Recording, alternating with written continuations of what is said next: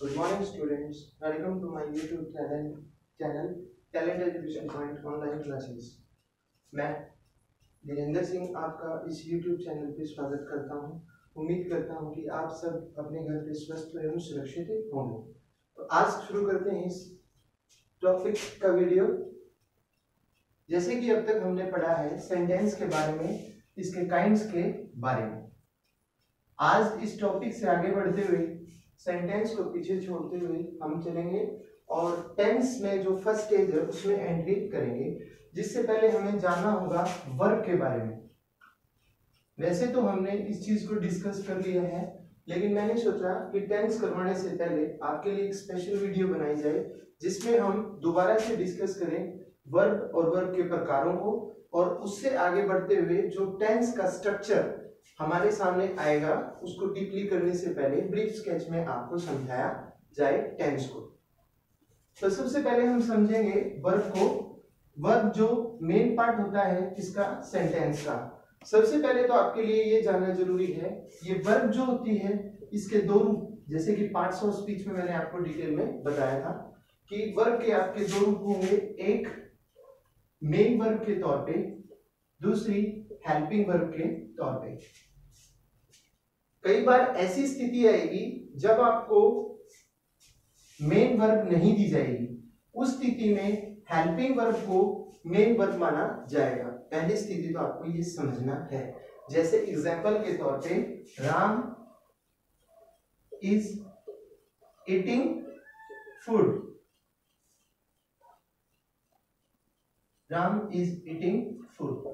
हमने इस एग्जांपल में ये समझा कि इस वाक्य में कॉन्टिन्यूस में हमें दिया हुआ है, और कॉन्टिन्यूस का कैसे पता चला, इज हेल्पिंग वर्ब से और मेन वर्ब आपकी ईटिंग से। लेकिन कई वाक्य ऐसे होंगे जिन वाक्यों में आपको मेन वर्ब नहीं दी होगी, जैसे दिस इज फूड।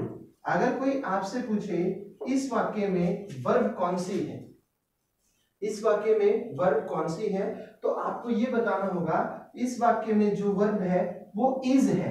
क्यों?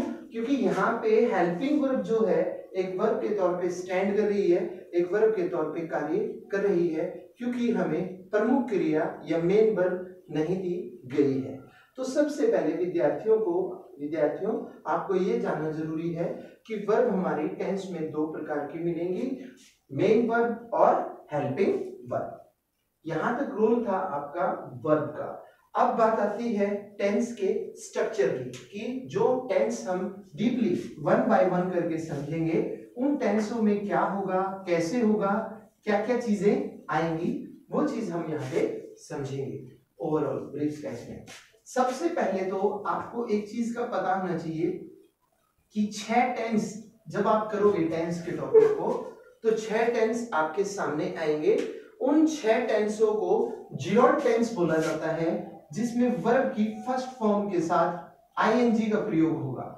ध्यान दीजिए, वर्ब की फर्स्ट फॉर्म के साथ आईएनजी का प्रयोग होगा आपके 6 टेंसेस में। आपके लिए यह जानना जरूरी है कि ये 6 टेंस कौन से हैं। देखिए, ये 6 टेंस कौन से होंगे।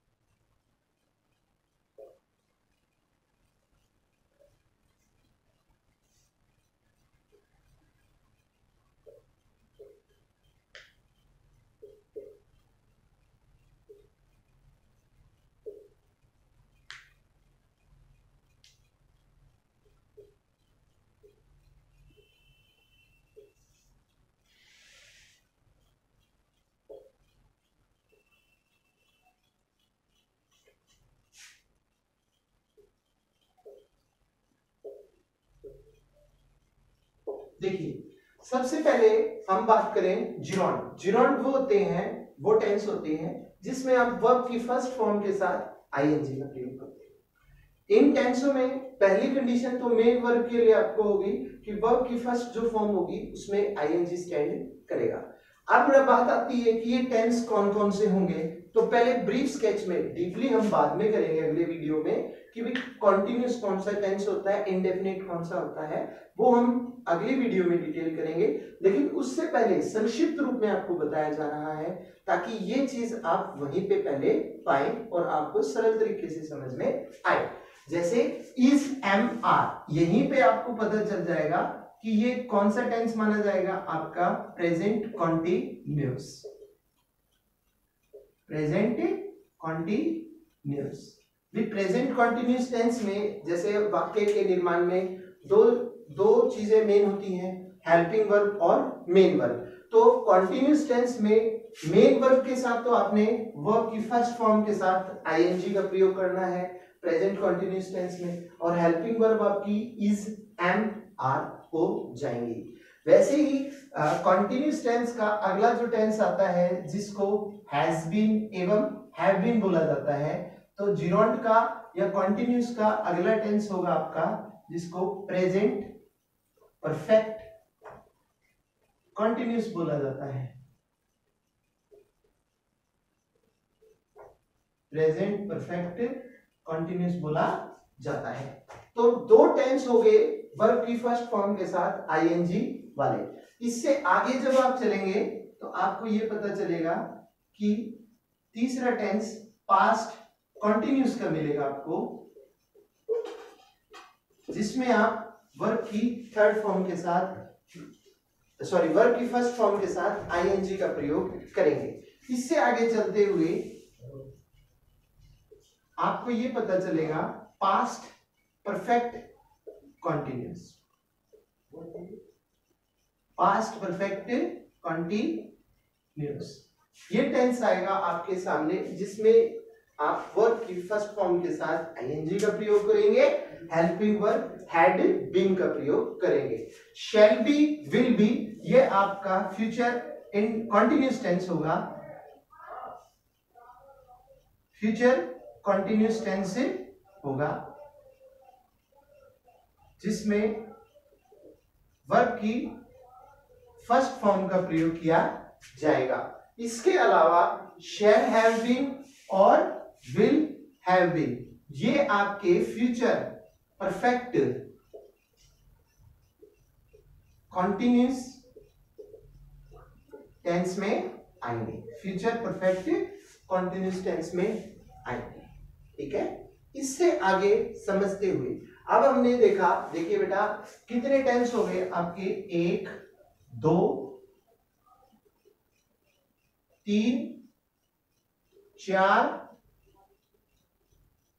5 और 6 टेंस ऐसे हो गए जिसमें हम वर्ब की फर्स्ट फॉर्म के साथ आईएनजी का प्रयोग करते हैं। इसके अलावा 3 टेंस ऐसे आ जाते हैं जिसमें वर्ब की थर्ड फॉर्म का प्रयोग किया जाता है जिन्हें परफेक्ट टेंस बोला जाता है। ये तो हो गए कॉन्टिन्यूस के, और ये आते हैं आपके परफेक्ट के, केवल परफेक्ट के। तो वर्ब की परफेक्ट में जो होता है आपकी थर्ड फॉर्म का प्रयोग किया जाता है, जो मूलतः 3 टेंस होते हैं आपके, present perfect, past perfect, future perfect. तो प्रेजेंट परफेक्ट के लिए हेल्पिंग वर्ब आती है आपकी हैज या हैव, पास्ट के लिए आती है आपकी हैड, और फ्यूचर के लिए आती है शैल हैव या विल हैव, विल हैव। तो 3 टेंस हो जाते हैं आपके, ये प्रेजेंट परफेक्ट, ये पास्ट परफेक्ट, ये फ्यूचर परफेक्ट, फ्यूचर परफेक्ट।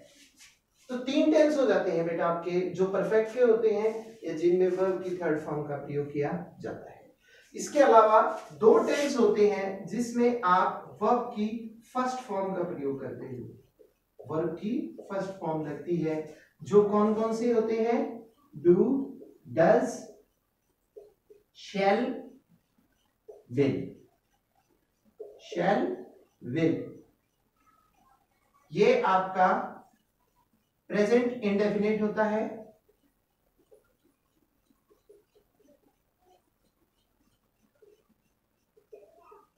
ये आपका फ्यूचर इंडेफिनिट होता है।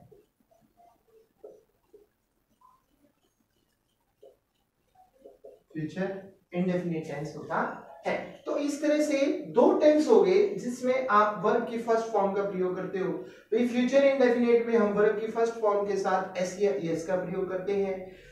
सॉरी, प्रेजेंट इंडेफिनिट में वर्ब की फर्स्ट फॉर्म के साथ एस या ईएस का प्रयोग करते हैं, किंतु फ्यूचर इंडेफिनिट में केवल वर्ब की फर्स्ट फॉर्म का प्रयोग किया जाता है।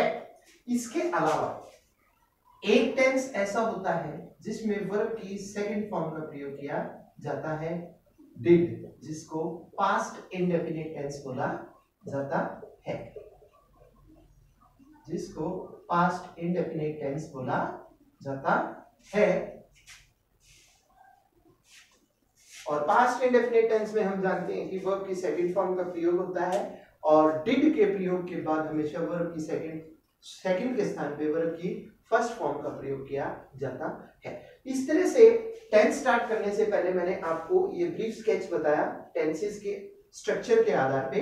इनको हम फिर बारी बारी करते चलेंगे अगले पीरियड में कि भाई पहले कौन सा टेंस आता है, उसके क्या नियम है, उसकी क्या पहचान है, क्या उसका स्ट्रक्चर है, क्या उसका रूल है।